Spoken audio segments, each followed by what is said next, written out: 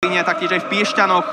Do Trnavy sa vrátil pred sezónou 2001-2022, no a od tohto okamihu odohral za Gladiátorov 112 zápasov, získal v nich 106 bodov. Trnavský rodák, ktorý aktuálne má 36 rokov, ale je vidieť, že v rámci Slovenskej hokejovej ligy je naďalej mimoriadne platným a úderným mužom. Topolčany prehrávajú jeho zásluhou 2-3.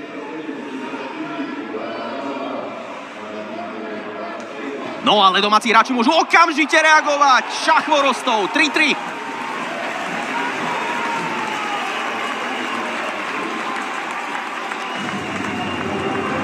Máme tu prvého dvojgolového strelca dnešného stretnutia. Jeho meno Viktor Šach Chvorostov.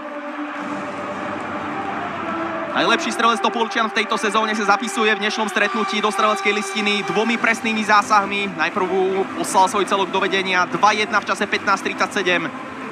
Po asistencii Alexandra Plochotníka.